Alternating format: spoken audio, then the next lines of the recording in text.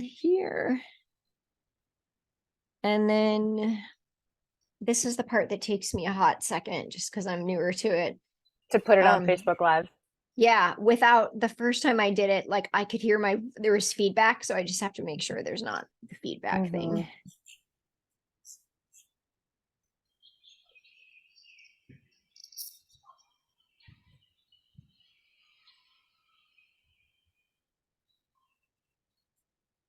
Oop, probably want to take it off airplane mode.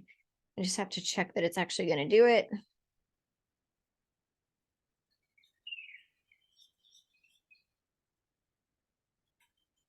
Okay.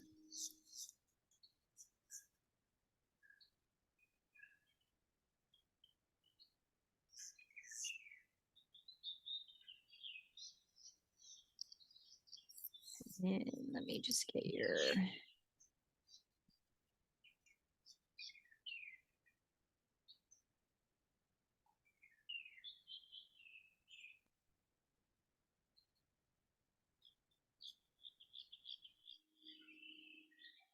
All right, ready to go live.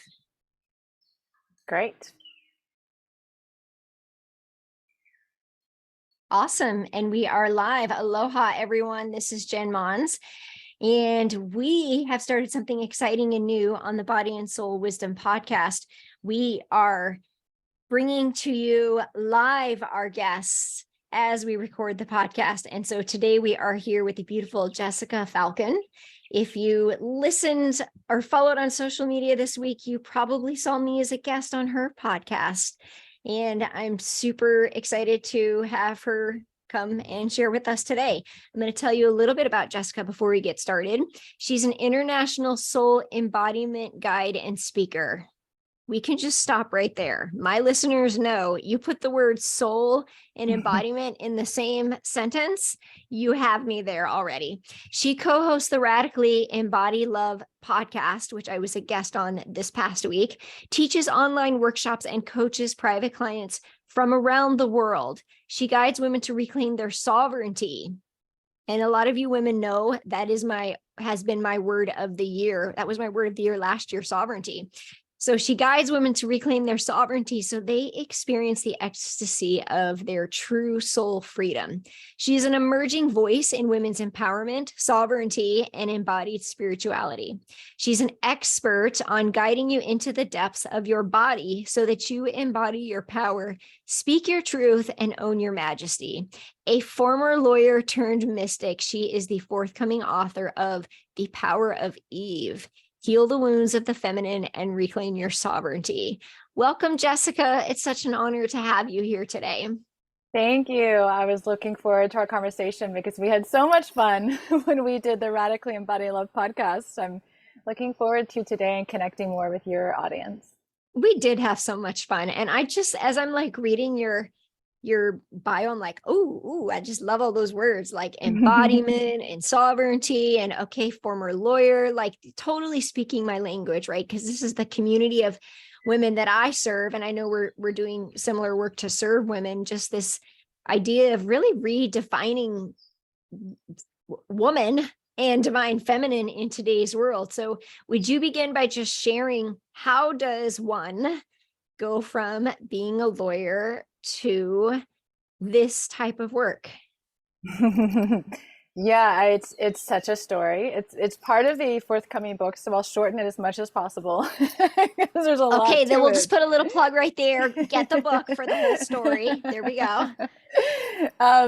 So I was a practicing lawyer. I was a criminal prosecutor for about 7 years. And during that time, I had event after event happen that really began to wake me up to see there's way more to the world than meets the eye. And I had always felt that as a child. I'd always felt a soul, a force in my heart. I'd always felt a direct connection to the divine. But I was still on a very straight path to success, based in part on what I thought success meant, based on what I've been told success is. And I simply adopted that model because it was the way to know myself as good or valuable, in addition to just loving the challenge, loving what I was doing. So it's never black and white. There were definitely parts of being a lawyer, particularly doing jury trials, which brought me so much joy, putting really challenging white collar crime cases together. They bring me boxes and boxes of paperwork, and I would love sifting through them and finding all the commonalities and pulling out the evidence and interviewing the officers and preparing the case for the jury. I loved it. But probably the most significant event that really started to rattle everything I'd ever known was losing everything in a flood in a matter of hours. I was asleep when the tropical storm started to come in to Charlotte, North Carolina, of all places, which is certainly not known for floods, and 13 inches of rain dropped in less than 8 hours. And so I woke up at 5 a.m. to go to the gym, to make breakfast, to go in the middle of a jury trial, and I could barely open my door. There was already so much water outside. I had to be rescued by firefighters, and I watched everything. I just purchased my home. I had no flood insurance. I watched everything just be destroyed in front of my eyes, my car, my possessions, everything. And the only thing I had left was literally the clothes on my back. I didn't even wear shoes out the door. I had my phone in my hand, swam one arm across the waters chest high to be pulled out by firefighters. And I went into what I would call a dark night of the soul. At the time, it just felt like a mild depression. And during that time, I questioned everything. Why did I work so hard for all of this? Why? What is this possession mean to me when it's all gone in a matter of seconds? Why? And why am I on this path? Why am I doing what I'm doing? What really matters? And my soul started begging me to meditate at that time. So that was in 2008. And then very shortly after, as I was calling out to the universe, I feel like I want to meditate, but I don't know how. I literally received an email from a friend I hadn't seen in 3 years telling me she'd just been trained in meditation and invited me to a free talk she was giving on meditation. So I immediately said yes, started learning how to meditate. And then, very brief story as to the transition was then I started riding a bike to help me get out of the depression I found myself in. I decided, because I needed a goal and a challenge. I imagine you're very much the same way, very goal-oriented. Doesn't matter what you're doing. It just seems to, it doesn't matter if it's being a lawyer or a yoga teacher. It's like you're going to, find the same challenge. I like to call it passion. Yes, exactly. And I was very enthusiastic, and I agreed. I will train to ride a 100-mile bike ride in the next 5 months, even though I haven't ridden more than 4 miles on an old used bike that I found during the flood, because the reconstruction process took about 5 months. And I found an old used bike in the person's apartment where I was staying. I started biking, training for this 100-mile bike ride, completed it, and then a month later, ended up in a bicycle accident that cut me at the chin. Only place that wouldn't have killed me, left a very deep 2-inch hole in my face. And I remember during recovery after the surgery, I went into the half bath at my mom's house because she was helping to take care of me because I couldn't move my jaw or eat or drink. And I went into the half bath a few days afterwards to look at the injury because I hadn't seen myself. And when I took off the bandage, I was deformed. And I didn't recognize the body at all, the face that I saw in front of me. And I literally stepped back in horror. And then I looked in my eyes. And I saw my soul looking right back at me. And I knew in that moment, nothing about me is different. I'm not my body. I am so much more. And it shifted my complete perspective of how I live my life. It's no longer based on anything external or how it looks, or how it appears, or what other people think. And this is sovereignty. Sovereignty is to live in accordance with your own soul's truth, with your inner world being the first and foremost point of truth, to know oneself from the inside out, to live from the inside out, And yet to do this, we have to know the self deeply. And I don't believe we can know the self without knowing the body and connecting to its wisdom, because the head is what we've been told. The body is our soul. I love that. And you speak it with such conviction. And of course, we're speaking the same language. So I'm totally like, I'm all for it. I'm all in it. And I hear like the conviction and the passion that comes through. And as I was listening to your story, I was like, gosh, like sometimes it feels like when we're down, we get hit again. And then I don't know, I was just sort of noticing that about your story. And I wonder if there's like, for the person who's listening right now, that's experiencing, this is just coming through, like just experiencing that place. I've been there as well. Like, it's like, seriously, could anything else horrible actually happen this year? And I've had that experience where it was like multiple different things in one year. It's just like, what? And yet I was speaking with a friend this morning, when we shift to this kind of realization that the human contraction of like shit's going to hell kind of thing is actually the expansion. It's actually the soul expansion, the soul upgrade. I think that shift is something that has really helped me. And just knowing that when things feel really hard, that's actually when we're experiencing the most growth. What would you say to the person who might be just, because I feel like people listening, it's like they know that that's there, but they might not know how to access sort of like that next step. What would you say to that person in this moment? Because I know I hear what you're saying and I feel it. And I'm wondering about the people who are like, yeah, I hear it and I believe it, but how? I love that question. Yeah.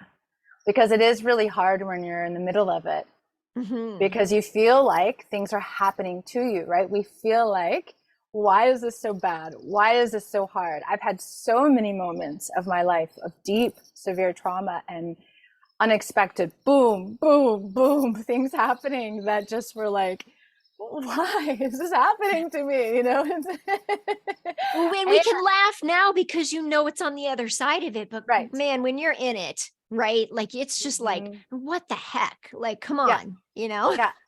Yeah. And I think the only way for me, the only way I've truly gotten out of the suffering into a place of empowerment, because that's really the key. We have to go from the suffering, this is happening to me, oh, woe is me, like the story of Job in the Bible. We have all these ancient stories, right? Of, oh, woe is me, and I'm being punished, and why does God hate me? And how can I be better? And how can I fix myself? And how can I get this to go away so life goes back to normal? And that's our human tendency, to want things to go back to the way we think they should be going. What we think we should be having, what we think we should be experiencing based on, again, what we've been told. The mind thinks.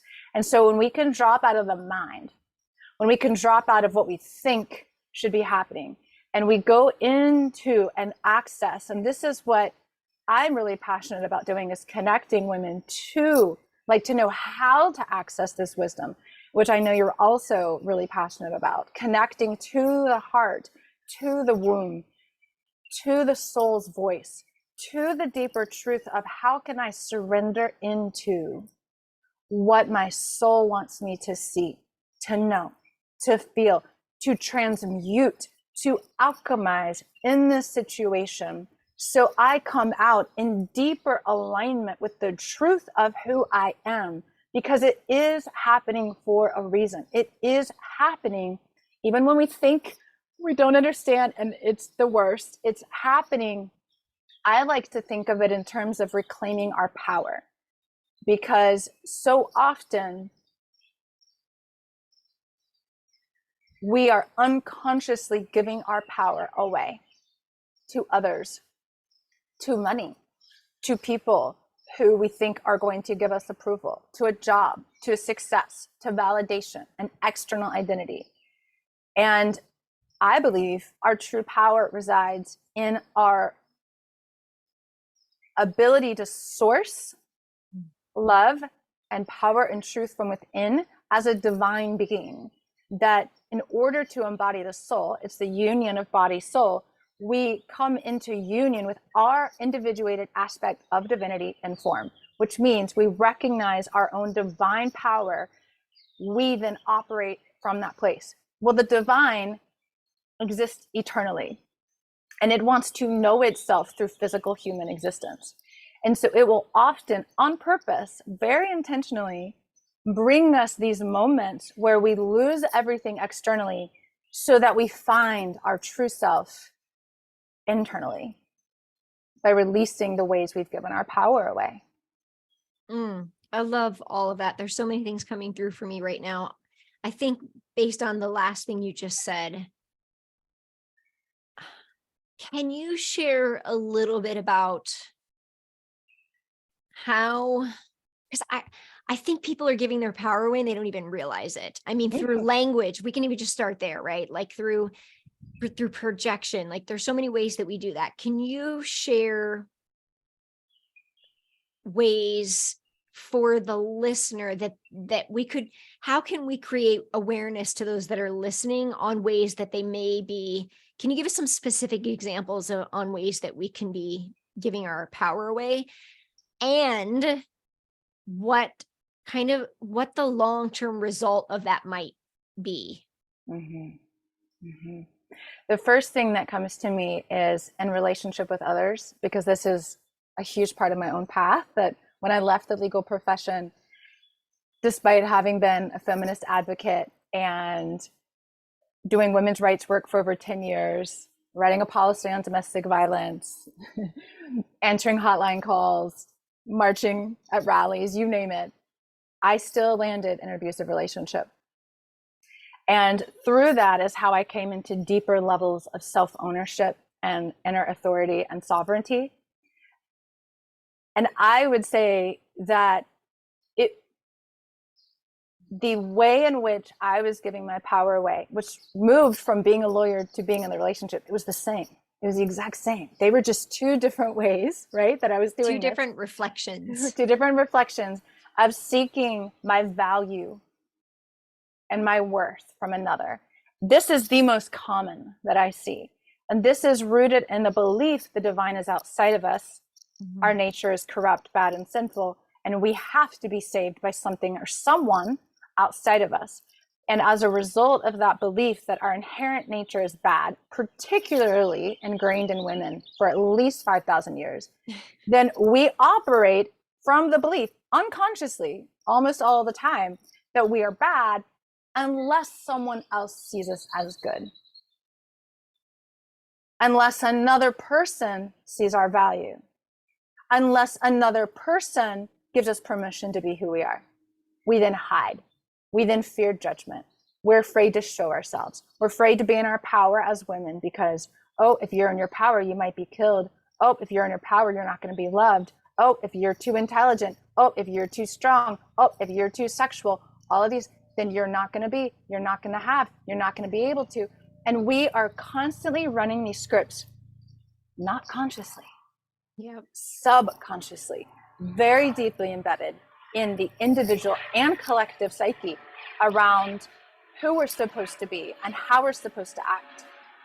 And in order to see this, we have to start looking at our external environment through the eyes of our soul, through our own eyes.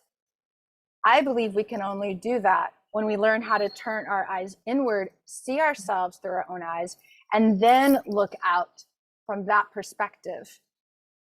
And it's a process of shedding the shame and shedding the guilt. That's what I help my clients do. It's shedding layers. It's shedding all the conditioning. It's shedding the fears.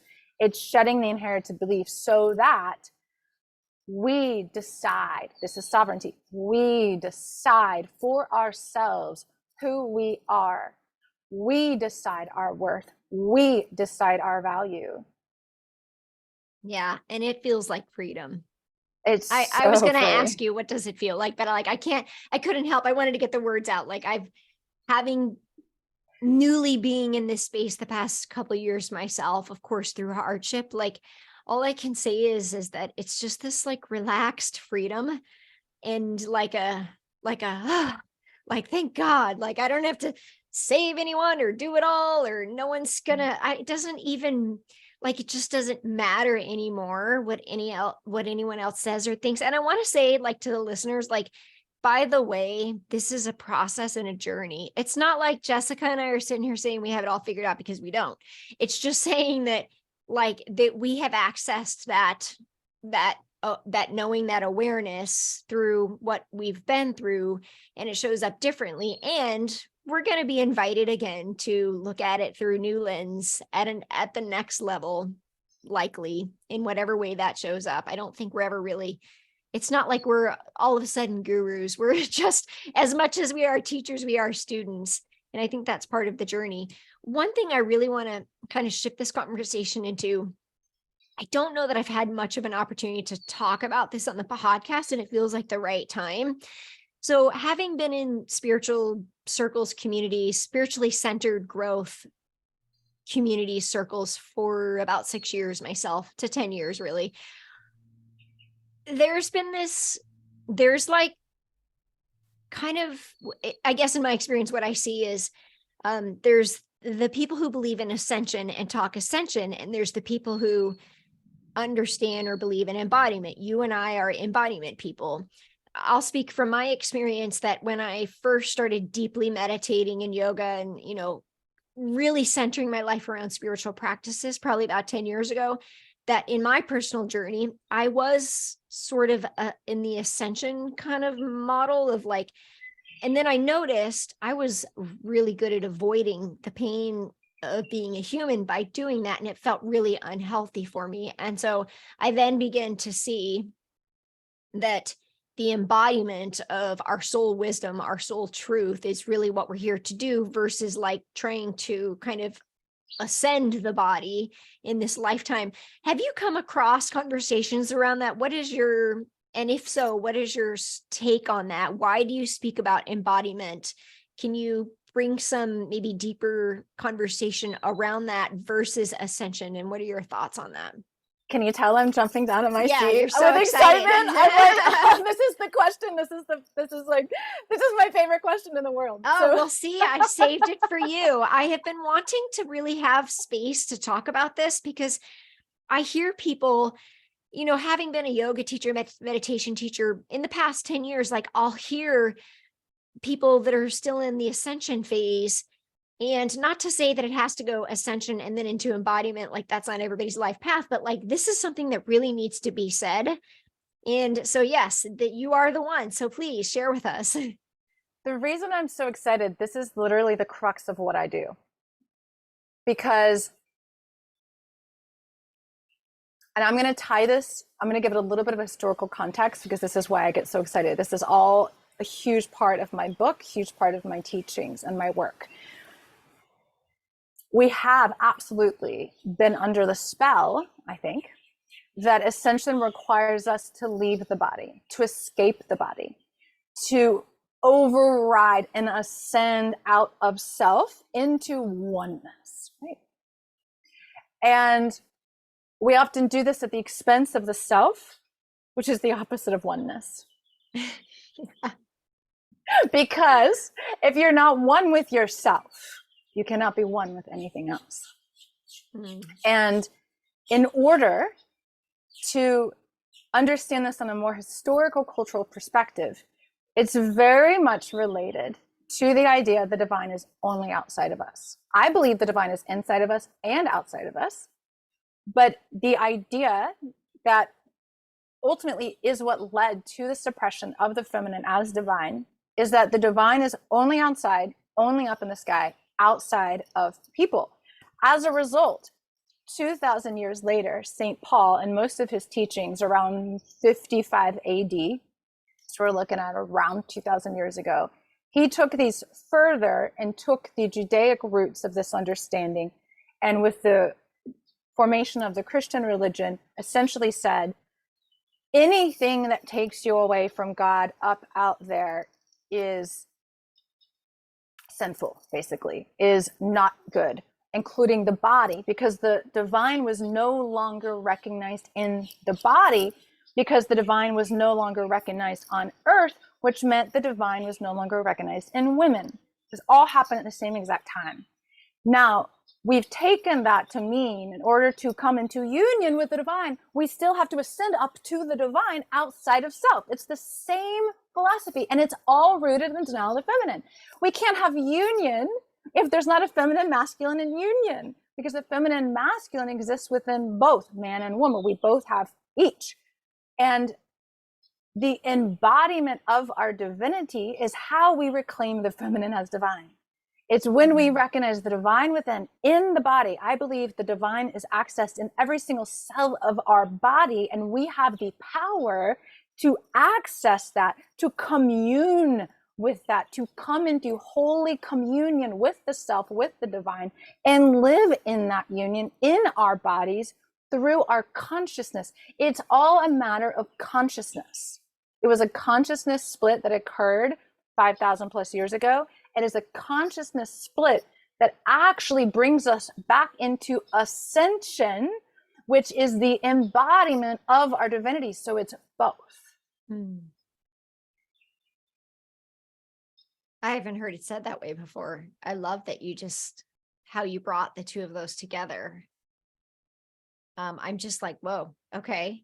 So I want to talk a little bit about, because you were talking about the divine feminine specifically, because we're both women, and I want to hear what you just shared, because there's a lot of energy around what you just shared, and you and I are both passionate also about the divine feminine. We've connected through Mary Magdalene, as she represents the divine feminine as well.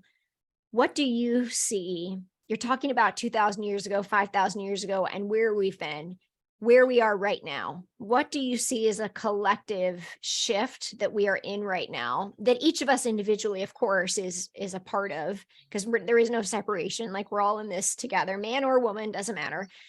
What do you see that shift inviting us into as it relates to the divine feminine? So we've touched on sovereignty, we've touched on embodiment. I want to now bring this into the divine feminine, and maybe we'll tie all three of those together. Where do you see we are as a collective in shifting our perception, our connection, our relationship, the embodiment of that divine feminine energy?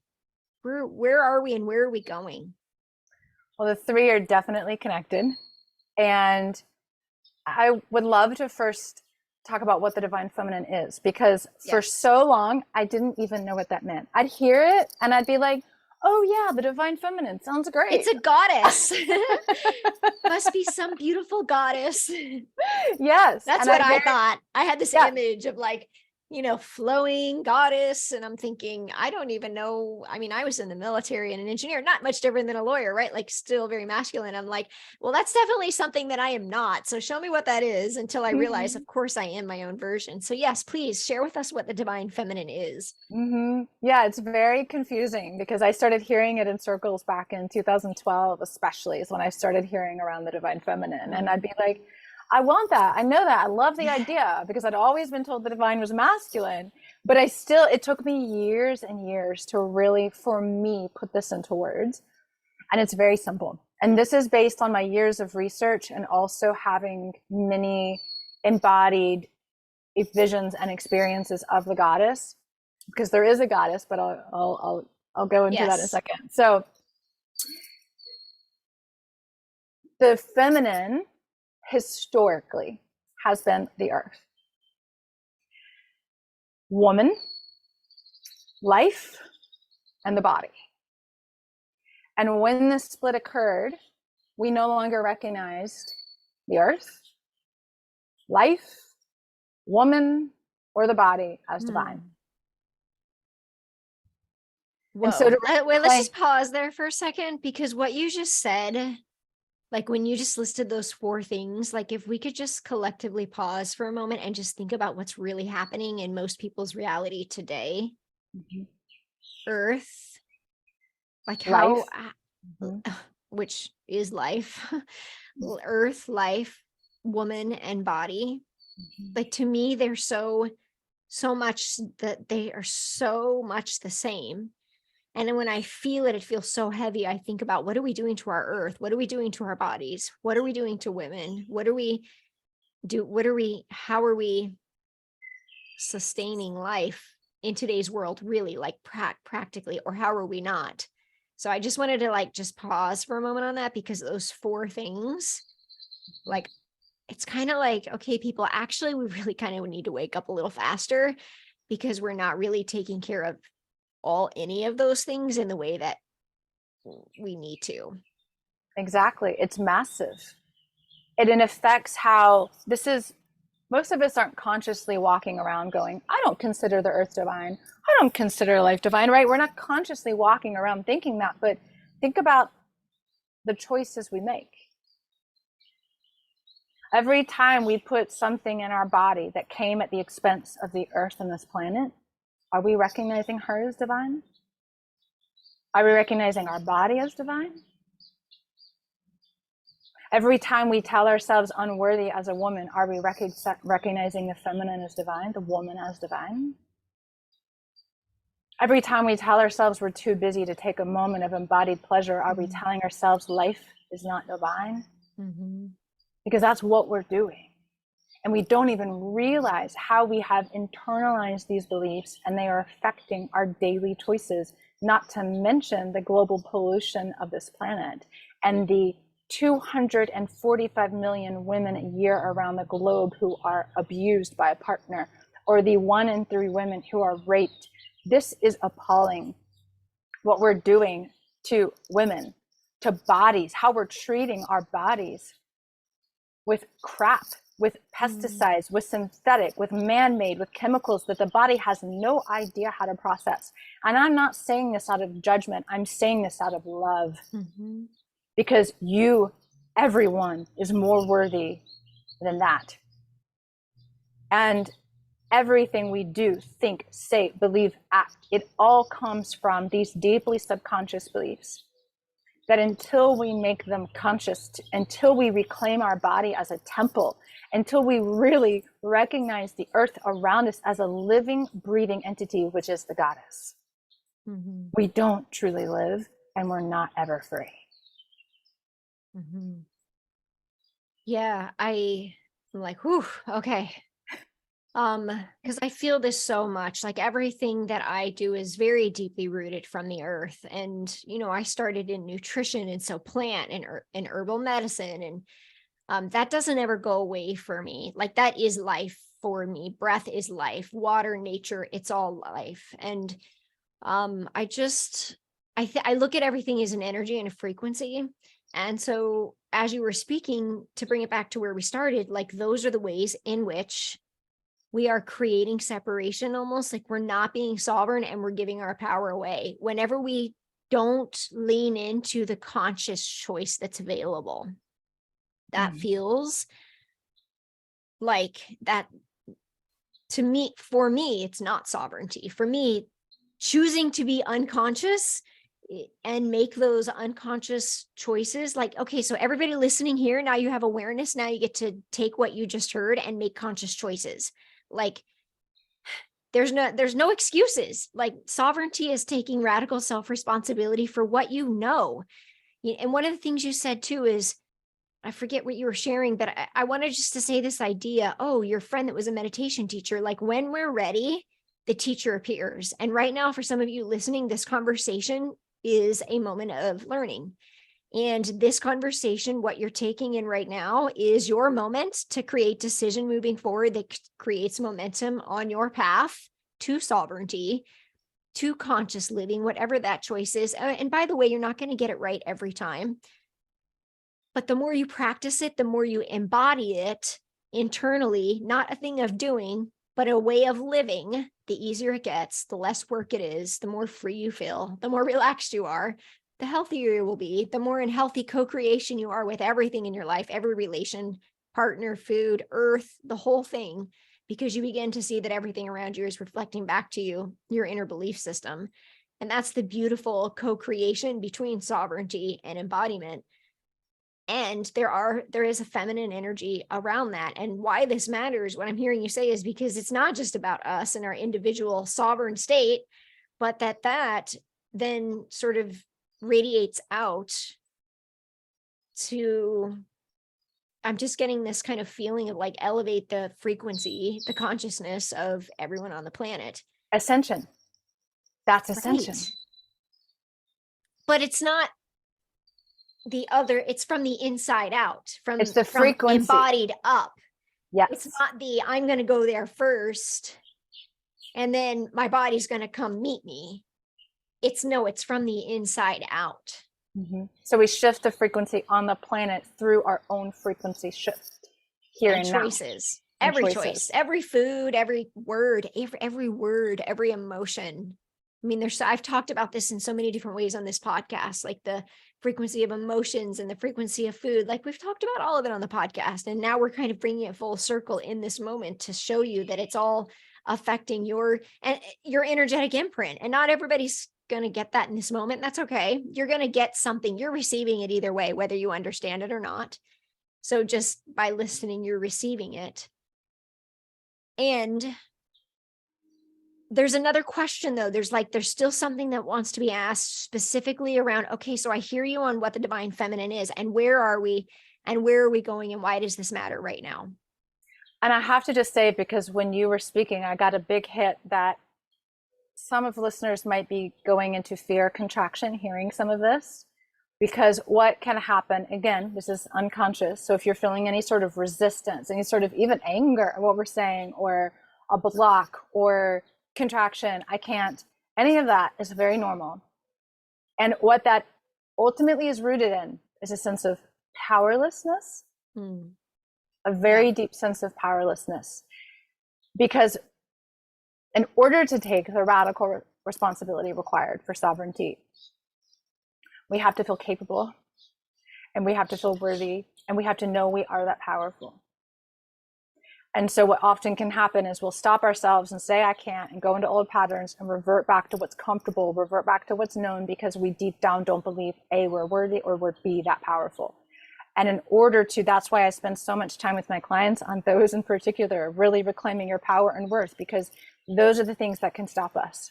Whether it be money, whether it be abundance, whether it be wealth, whether it be health, those two things can really be what stops us from claiming it and living it and owning it and receiving. Can I be that powerful? Can I be that? Can I truly be that? I know I've suffered from that, like the old fear, eons old, millennial old fear, that can I actually be that divine? Can I actually be that good? Can I actually be that powerful? Because that's scary to the ego. And it's scary to all the selves across all the lifetimes that was told the opposite. You just said ego, and I wrote that down because I'm. Were you complete in saying what you said?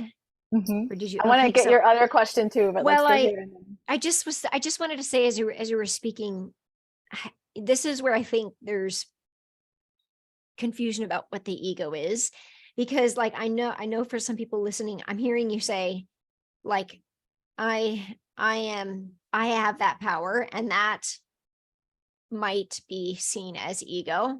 And yet there's this other idea that no, the ego is actually keeping you small. How would one know? Because I do hear from clients and women like this fear on the spiritual growth path of that we've been taught. There is a balance, by the way, and you and I both know because we've been in it, the balance between, I don't know what the words are, but like self-serving and self-centered versus self-loving.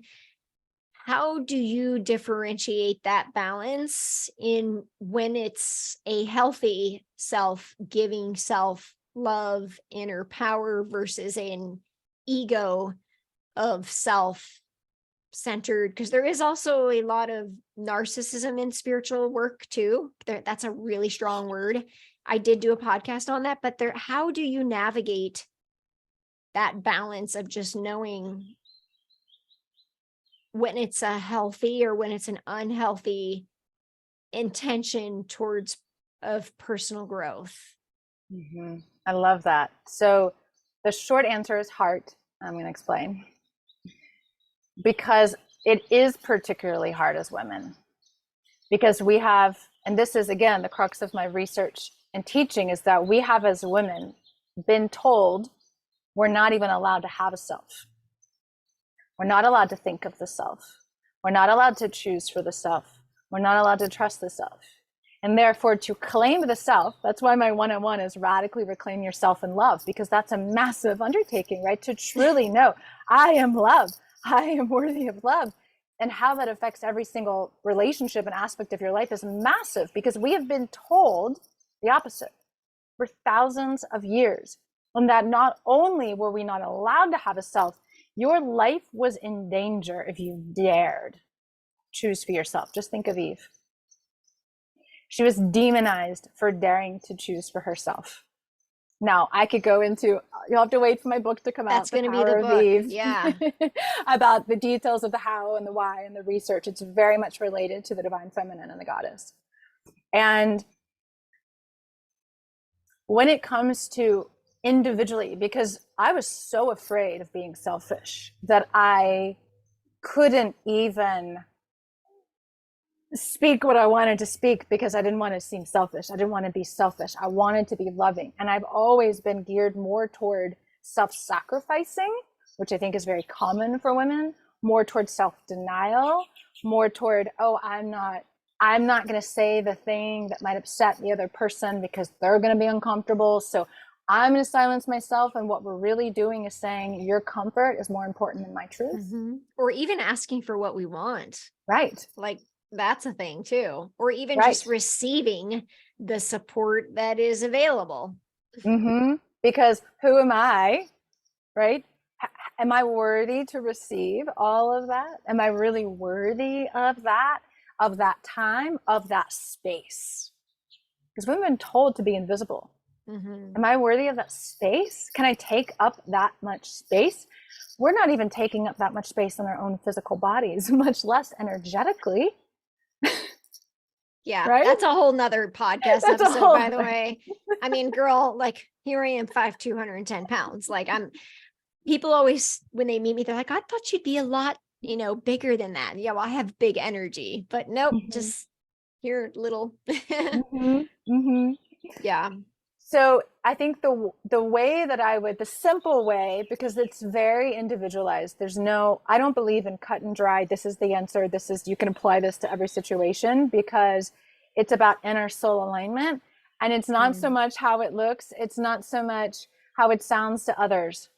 It's about your inner alignment with your truth and your soul and your heart, and what that can mean when you're going, is this selfish?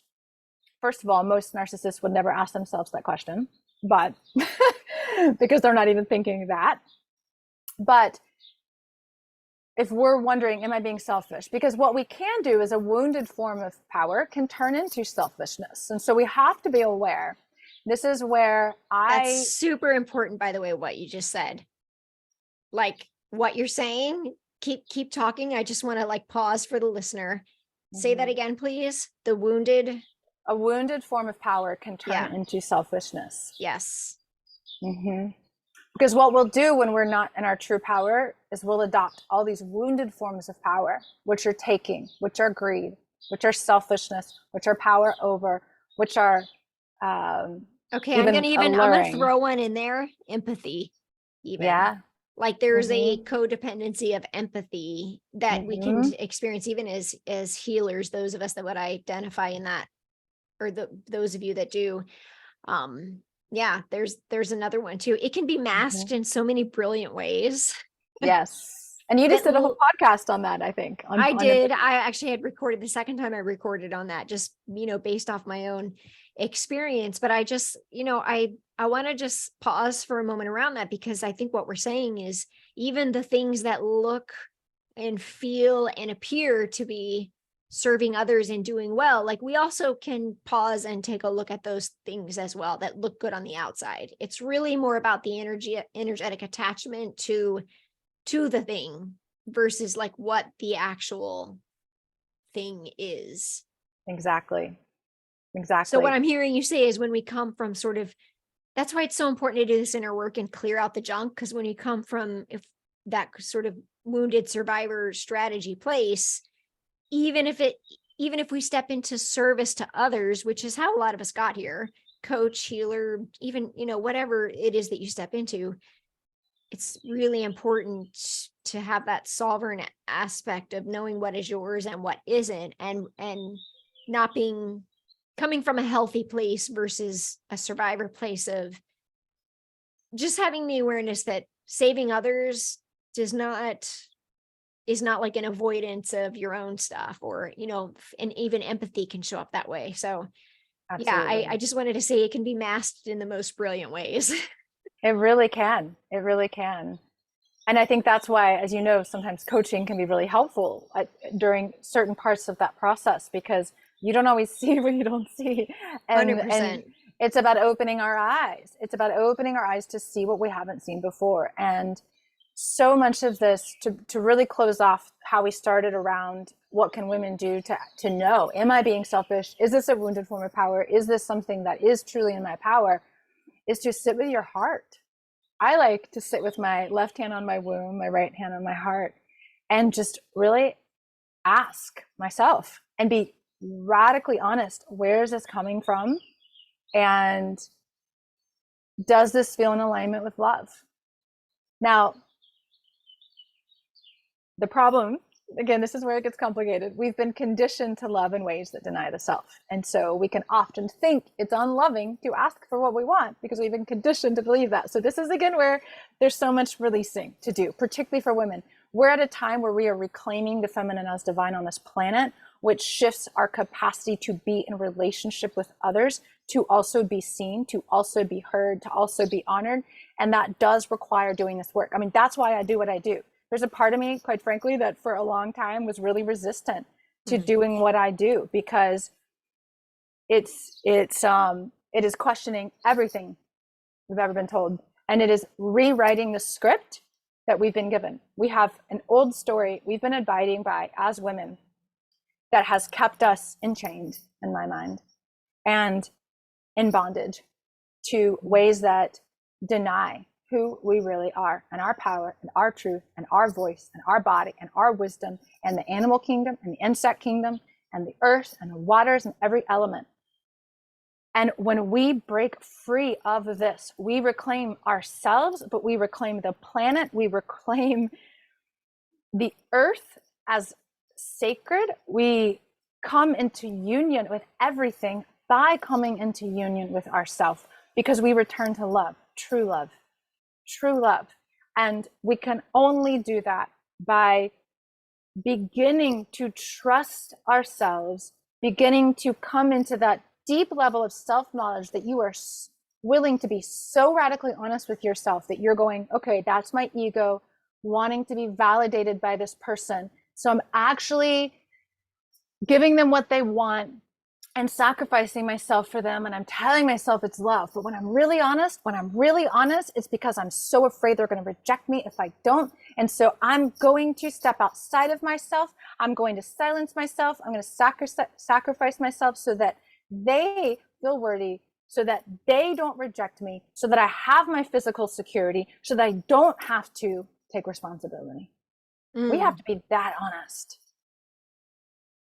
Yeah, you said the piece right there, which brings us back to where we started, is we think we're staying in comfort by not taking responsibility, but we're actually creating major discomfort in the life picture. It's like, it's temporary. It's that piece is so temporary. And actually the thing that feels the most uncomfortable is the thing that's inviting us to lean in. It's where we grow. It's where we expand. That's why it's called growth. You have to like lean in and stretch to the thing that doesn't feel attainable at the moment. And what we're saying is what I heard you share too, as we wrap this up, that having somebody by your side or being in community even is so wonderful. I've worked with women over the years in both private and group, and there's just different amazing things to receive from each of those experiences. but finding yourself in a group or a tribe of women that are reflecting who you want to step into, who you want to become, raising this collective consciousness together, finding those people. And there are women doing it everywhere in their own way, like through different avenues, through yoga groups, through book clubs, through, like, it's happening, retreats. And you want to go even deeper, or kind of, I want, like, fast track a little bit, is really what does happen with a private one-on-one support. That's always really nice. Coaches really are great mentors, even just moving those blinders. It's like, because we don't have personal attachment, so we can remove those for you. We started out our conversation talking about the sovereignty, and sovereignty is really just being that ownership, having that ownership, that radical ownership, love, responsibility for yourself, which in turn reflects on the planet in the divine feminine. We talked about embodiment versus ascension. We expanded into the divine feminine in us, explained that it's not just in women, but in men, it's an energy in the earth right now that we're stepping into. And we're all being invited to take part in this in whatever way we are shown. It's going to look differently for each of us. For some of us, it's going to be just listening to this episode right for now and allowing that to just sort of expand in whatever way that is. Can you share, as we wrap up, if you were to talk to yourself 5-10 years ago, what is one piece of wisdom that you would share to that version of yourself, knowing what you know now?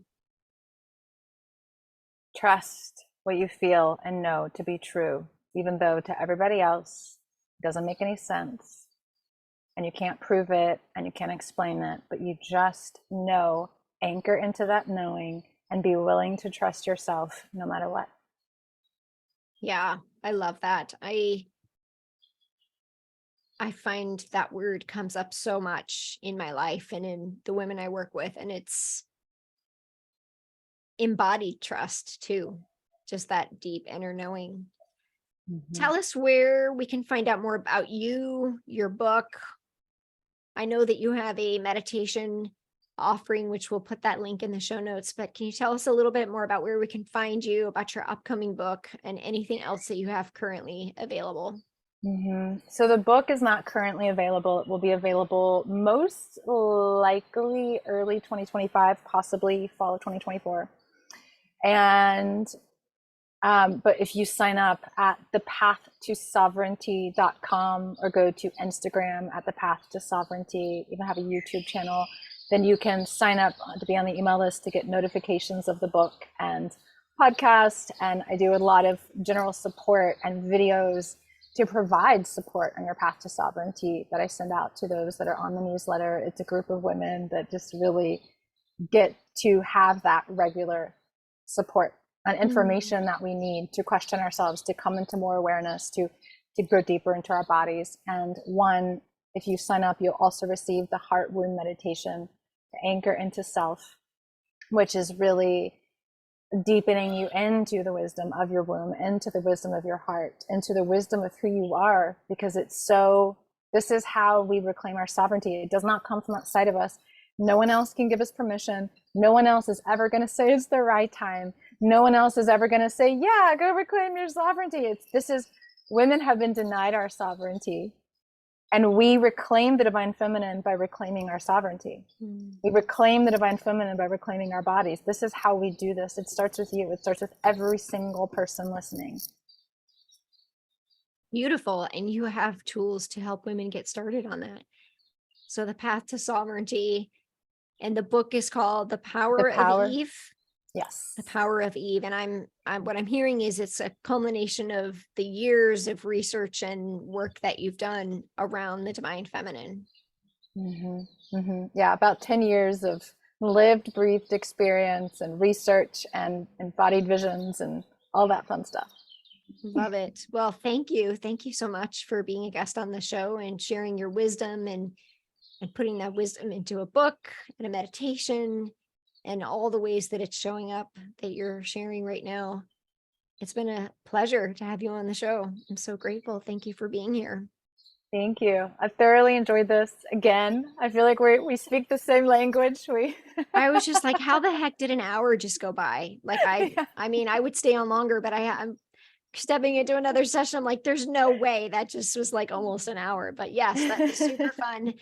We'll definitely have to have you on the show again as your book is releasing, because I want to hear, I think that's going to be an amazing conversation just to dive deeper into. I mean, obviously, if there's something important enough to write and put in a book and it's taking 10 years, like we need to get the word out to everybody. So Yes. we will certainly have you on the show as you release your book as well. So thank you so much, everyone, for joining in. Thank you for being here again with us today, Jessica, and joining us as you are on a little kind of mini staycation. And to all the listeners, thank you for listening in. I'll see you guys next week.